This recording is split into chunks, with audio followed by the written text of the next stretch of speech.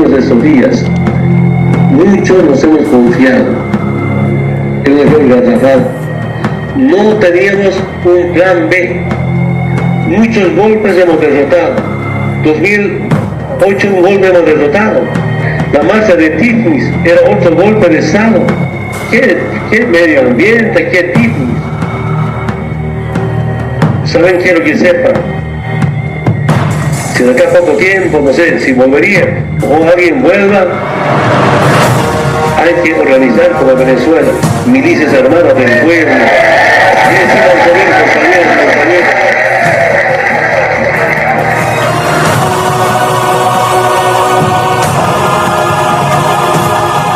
No creo que lo haya dicho con ese objetivo, es cuestión de interpretar las palabras. Que solamente hay dos fuerzas reconocidas en nuestro país, las Fuerzas Armadas y la Policía Boliviana, y ninguna otra. Aquellos que siguen llamando a la sedición, incitan a delinquir, quieren milicias armadas, quieren terror, muerte, nosotros no lo vamos a permitir. Violan flagrantemente su situación de refugiado. Argentina debería en todo caso devolverlo a Cuba.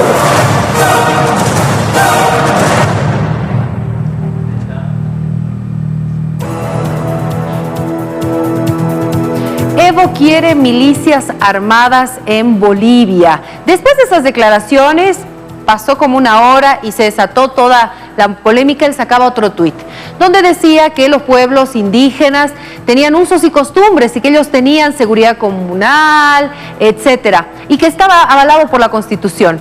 La Constitución solo avala que la policía y las Fuerzas Armadas tengan armas, no milicias armadas. ¿Qué es una milicia armada? Mejor que el experto nos explique, quien sabe sobre el tema. Con nosotros el ministro de Defensa, Luis Fernando López. Bienvenido, un placer tenerlo acá, ministro. Al fin. ¿Cómo estás? Muchas gracias, Priscila. Un placer estar acá. Ministro, escuchamos esas declaraciones, cuando escuchamos al expresidente hablar de milicias armadas del pueblo. ¿Qué significa eso? Hablar de milicias es hablar de tropas irregulares, ilícitas, ilegales y absolutamente inconstitucionales. Formación de civiles que no tienen autorización para usar o emplear armas de fuego letales y cuyo único fin es cegar las vidas de un pueblo bajo una premisa o muchas premisas. Pero en este caso la premisa tiene que ver con tomar el poder a como de lugar. En algún momento, cuando hubo la crisis el año pasado y se encontraron armas en las movilizaciones, por ejemplo en el Chapare, se hablaba de grupos armados. Es más, la gente de la CIDH que llegó al país dijo existencia de grupos armados peligrosos. ¿Esto se podría llamar como parte de una milicia? Una milicia se la reconoce cuando son grupos armados, organizados, establecidos y que además dan la cara en un estado, ¿no? Colombia, las FARC, conocida, etcétera. En este caso hay un pequeño detalle. Las FARC tienen sus comandantes en Colombia. La supuesta milicia que quiere este señor, su comandante escondido en el exterior. Difícil comandar milicias o no milicias o lo que fuere. Y es un acto de deslealtad, ¿no? Lanzar estas expresiones totalmente equívocas y que dañan la dignidad de los bolivianos, la Fuerza Armada y la policía. Porque además hay que ser valiente, ¿no? Yo digo algo, lo sostengo, y si yo quiero milicias, ¿quién va a comandar las milicias? ¿Él? Si él quiere comandar, que venga a Bolivia, que venga a comandarlas. Es lo que correspondería inclusive en una organización irregular como las milicias. Van a estar acá y van a tener a su comandante o su jefe a distancia, van a ser las... ¿Me entienden, no? Hay algo que no cuadra mucho.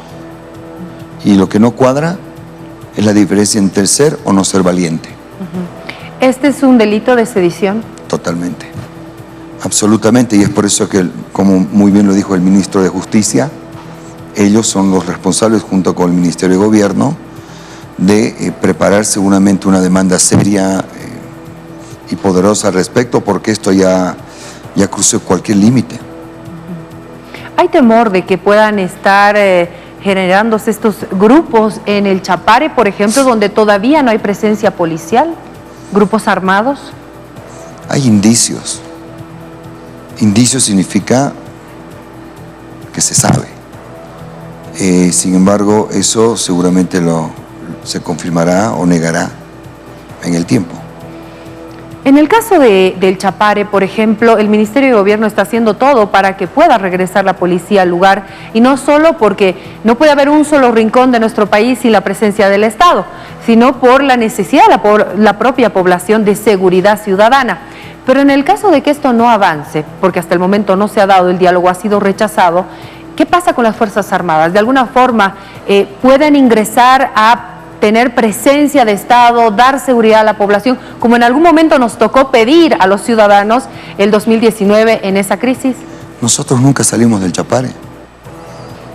Tenemos regimientos, tenemos una universidad, la EMI está en Chinaota. ¿No tienen ningún problema ustedes allá? No, o sea, no es que no tengamos problemas, sino que estamos donde tenemos que estar según la Constitución. A nosotros no nos votó nadie, ni mucho menos. Sin embargo, si no quieren policía, y aquí me voy a retrotraer a una frase del ministro de Gobierno, entonces no puede haber nada, ni siquiera elecciones. Si están queriendo vivir en inconstitucionalidad, bueno, que sea al 100%.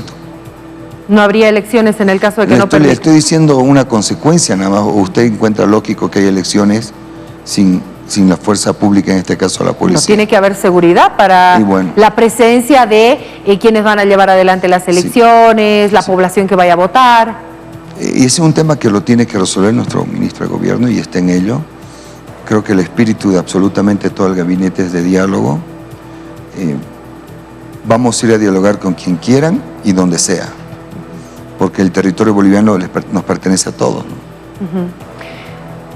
Yo hacía referencia a lo que nos pasó el 2019 y también quiero comentarle algo que me sucedió en esa época, y eran estos pedidos de reportes internacionales. Y cuando yo informaba al exterior de que la presencia de los militares fue tan importante y tan solicitada por la población, era algo de asombro. Decían, no es normal que alguien quiera que un militar esté en la calle con su arma dando seguridad, o sea, es algo que no va con la democracia. Pero en ese momento los bolivianos necesitábamos de esa presencia. En algún momento hubo esta separación de las Fuerzas Armadas y la población, y pareciera que esa crisis ha acercado a las Fuerzas Armadas a la población. Es correcta tu lectura.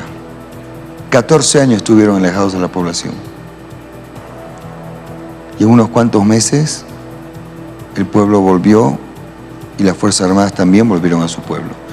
Una crisis, por eso las crisis son oportunidades. Y creo que la fortaleza moral y de espíritu de los integrantes de las Fuerzas Armadas hizo que ocurra lo que hoy por hoy estamos viviendo. Entonces sí,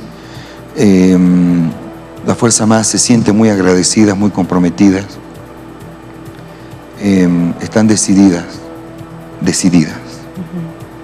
a defender. Ministro, cuando se vivió la crisis, yo recuerdo bien que Luis Fernando Camacho en el Cabildo dijo: lo que está pidiendo las Fuerzas Armadas es esto, en el Cabildo, y daba una serie de puntos, y lo propio hizo con la policía.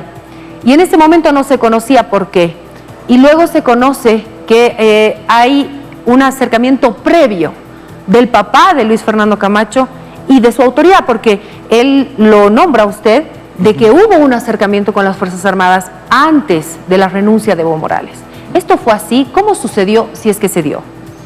A ver, yo no me acuerdo que las Fuerzas Armadas hayan pedido algo para pacificar el país, y en ningún cabildo se leyó nada de exigencia de las Fuerzas Armadas. Hubo un cabildo en el que Luis Fernando Camacho para la policía habló de las Fuerzas Armadas y la policía. Si me pueden buscar esa parte, Ricardo, por favor, vamos a tratar de recuperar. Pidiéndole que esté con su pueblo, pero no hubo un petitorio. Eso se lo firmo y vea sus imágenes. Perfecto, lo vamos a corroborar. Confírmelo, por ahí me olvidé. Pero sí, no, yo conversé porque yo pasé por las Fuerzas Armadas, ¿no? Fui oficial de ejército.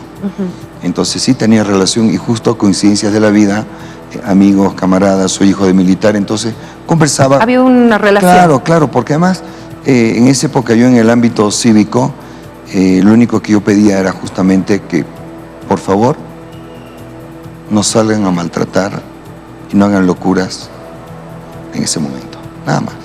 Y fue así, así de sencillo. ¿Y en esas conversaciones estaba el papá de Luis Fernando Camacho? No. ¿O eso lo hizo usted por la relación? Me pidió el padre Luis Fernando, como lo declaró Luis, pero algo sencillo. ¿Eso no tiene nada que ver por el hecho de que usted sea ahora ministro de Defensa? No, seguramente sí, es natural. Seguramente sí. Por la cercanía que Claro, vas a colocar una persona que conozca las Fuerzas Armadas, que sea cercana, que pueda ayudar a una mejor gestión. ¿Por ¿Qué qué no? escuchó dentro de las Fuerzas Armadas después de estos 13 años? Porque me imagino que usted se ha reunido con mucha gente dentro de las Fuerzas Armadas. Sin dar nombres, ¿qué les tocó vivir a ellos? Lo repetí muchas veces, ¿no? En 14 años les quitaron casi todo, menos el espíritu y el amor por la patria. Y eso es lo que nos mantiene hoy en democracia. Todo. Lo único que no les quitaron fue el orgullo de pertenecer a las Fuerzas Armadas, el orgullo de ser bolivianos y el orgullo de saber que esta patria puede ser mucho más grande. Ellos son convencidos de eso y eso salvó la democracia. La disciplina, la unidad, el respeto a los reglamentos. Y ahí estamos. El protagonismo de las Fuerzas Armadas en esa crisis fue de vital importancia para la defensa de la democracia. Lo fue, pero el protagonismo inicial es el pueblo, las calles, las pititas, el amor por la patria, etcétera, etcétera. Las Fuerzas Armadas simplemente interpretaron que era el momento de simplemente apoyar esta valentía del pueblo, de los millennials, de los jóvenes, personas mayores, etcétera, etcétera. La valentía de la resistencia paceña, cochala o lo que fuera. Fueron escenarios diferentes, ¿no? Pero yo creo que esto es de todos. ¿Cuál sería ahora la línea de las Fuerzas Armadas con la población después de esa relación tan lejana y ahora mucho más cercana? ¿Cuáles son estos pasos que se quieren para que esto sea más grande, si vale el término? En realidad no son pasos, nuestra presidenta ha sido tremendamente clara, nos pidió pacificación al país, prepararnos para que tengamos unas elecciones transparentes y democráticas y hacer gestión. Entonces, con esos tres pilares fundamentales, lo que corresponde ahora, y lo estamos haciendo conjuntamente con la Policía Nacional, es crear y diseñar un plan del cuidado del voto, por ejemplo. Entonces yo creo que esa actividad, que es tremendamente democrática y de planificación, también va a ser un punto alto para acercar a la población aún más a las Fuerzas Armadas. Y eso es lo que tenemos que cuidar, que todas las acciones estén enmarcadas en la democracia y estén enmarcadas en la Constitución y en los reglamentos militares. Yo creo que esa fórmula debiera funcionar para que siga el amor y el cariño y esta luna de miel con las Fuerzas Armadas, porque, ojo, es muy natural, lastimosamente, que después de un evento como el que vivimos, también se olviden de las Fuerzas Armadas. Y yo creo que el reto va a ser acercar aún más.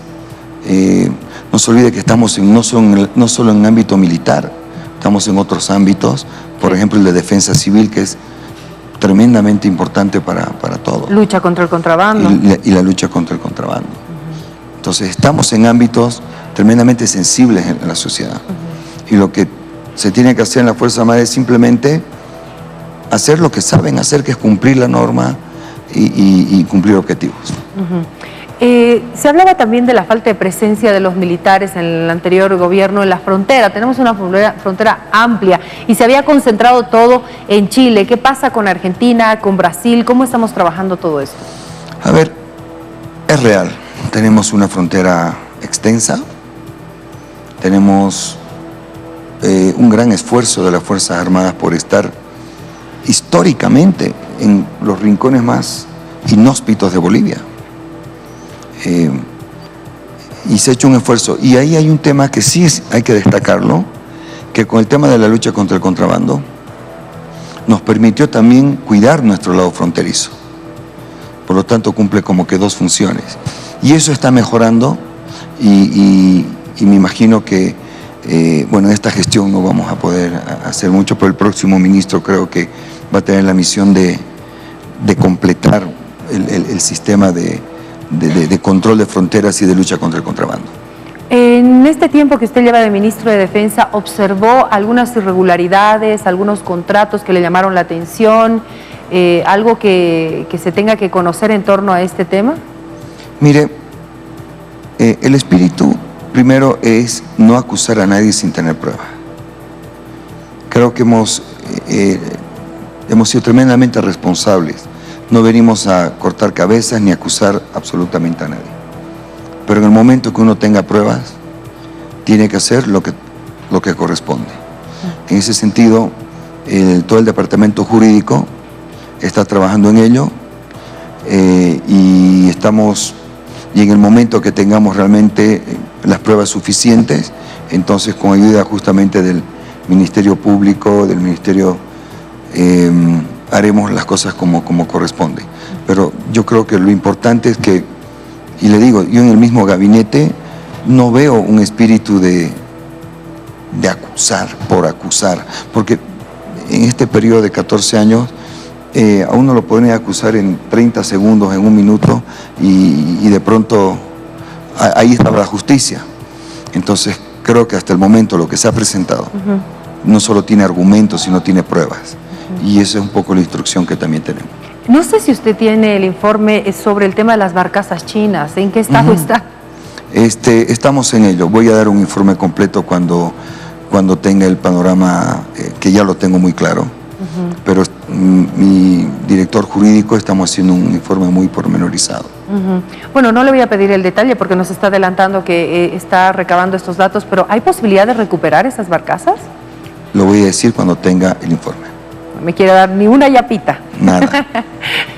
Bueno, hablemos un poquito, por favor, del servicio premilitar. Hubo reclamos de algunos padres de familia que algunos jóvenes que ya cumplieron un año del servicio militar tenían que llegar en febrero y ahora se está ampliando esto para que vuelvan en marzo, por ejemplo. ¿Esto es así? ¿Por qué se toma esta decisión? Del servicio militar, no premilitar, ¿sí? No, servicio militar. Ah, ya. Sí. No, a ver, hemos tenido un periodo de irregularidades, ¿ok?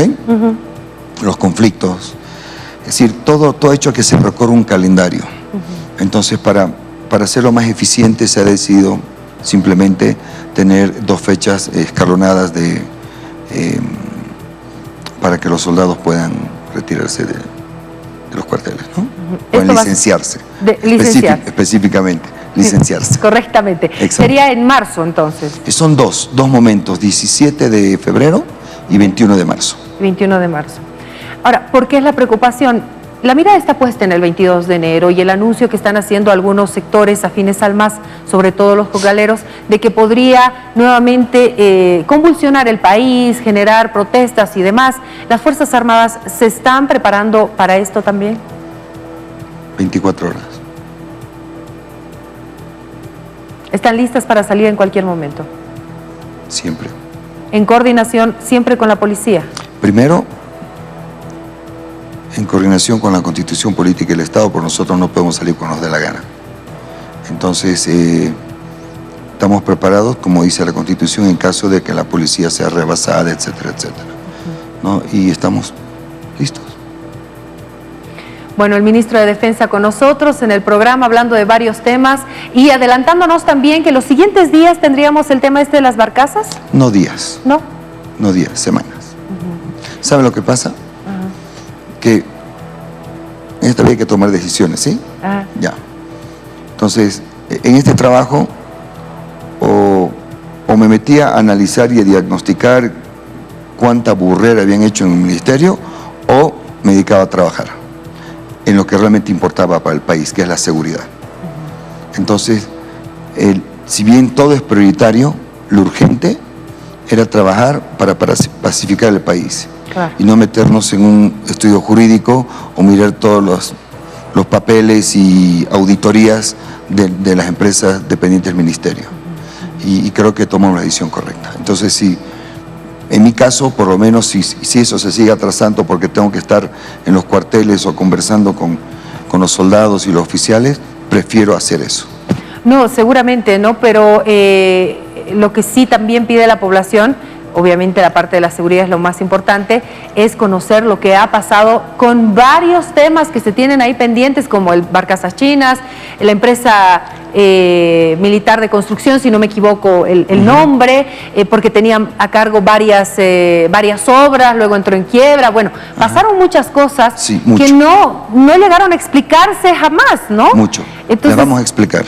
Eso es lo que estamos pidiendo. Le garantizo, y vamos ni bien tengamos la conclusión jurídica y el respaldo jurídico de las empresas, vamos a explicar como corresponde. Pero le repito, vamos a explicar con el respaldo jurídico correspondiente. Después de todo lo que ha vivido a la cabeza de las Fuerzas Armadas en un momento tan crítico, dando la pacificación del país y todo esto, y escuchando esas declaraciones de Evo Morales, si usted lo tuviera al frente, ¿qué le diría?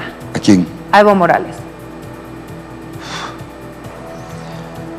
Yo creo, primero, yo no pierdo la fe y la esperanza en el boliviano. Segundo, yo no soy quien para juzgar a nadie. Yo le hablaría de boliviano a boliviano. Y de soldado a soldado, porque él fue soldado. Si él entiende el verdadero espíritu militar, porque fue soldado, va a entender el verdadero espíritu boliviano. Yo primero no le hablaría con odio ni con rencor. No tenemos que tener rencor entre bolivianos, ¿sabe? Porque cuando los bolivianos nos miramos a los ojos, sabemos que somos iguales. Y creo que eso es lo que debe primar.